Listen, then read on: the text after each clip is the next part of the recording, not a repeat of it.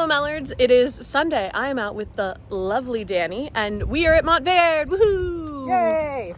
We are about to see a show called Dubois. I think it's Dubois. We're Okay. gonna go with that. Dubois' Comet.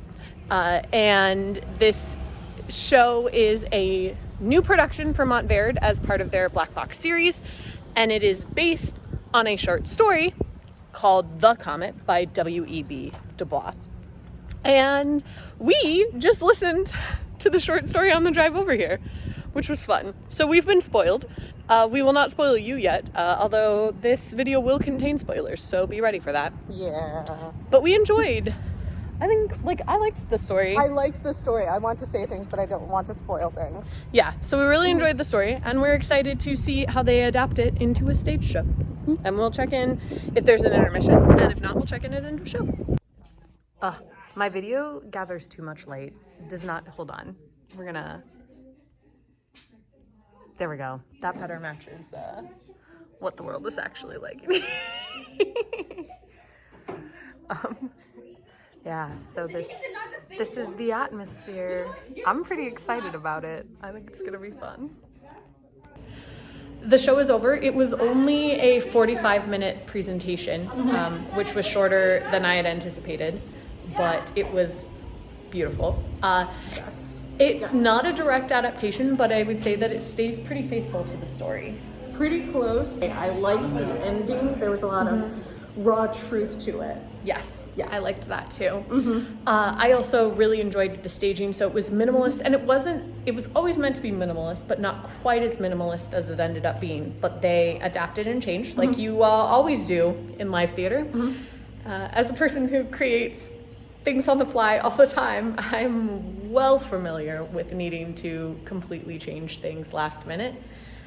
And so I think that they did a good job of rolling with that. I thought that the staging was gorgeous. I loved the rope. They used a rope as all of their sets, and so you would see the rope suddenly snap up as to be a building, or now it's this, or different. Oh yeah, I was obsessed. Oh, loved it. If I ever venture into traditional shows again, rope set is on my list now. Yes. Everybody had scripts, but even though the scripts were like being read off of, they were more like props than reading scripts. Yeah, there was definitely a couple of moments where you could hear all of them snap shut together, or they all got sat down together. So. Yeah, very, very, very well done. The story, so the story of, and we guess it is Du Bois. We'll go with that. The story of Du Bois' Comet. So W.E.B. Du Bois' original story is about a black man who is like underground when a comet strikes and it kills everybody in New York, and he is desperately looking around trying to find somebody, runs into this young white woman. They are the only two left alive. They do a lot of searching of the city. They eventually end up on top of a big building. In the original story, they shoot off rockets and then they're found. In the original story and in this one, it turns out that it's just New York. It's just New York that has died, and her father returns, and they are upset to find her with Jim. Now, it's interesting because this gets to a climactic moment where Jim is maybe going to get attacked and the show stops. Whereas in the story, he doesn't actually get attacked. No. And his wife is alive. Yes, and he So that embraces was her, interesting. and credits. Yeah.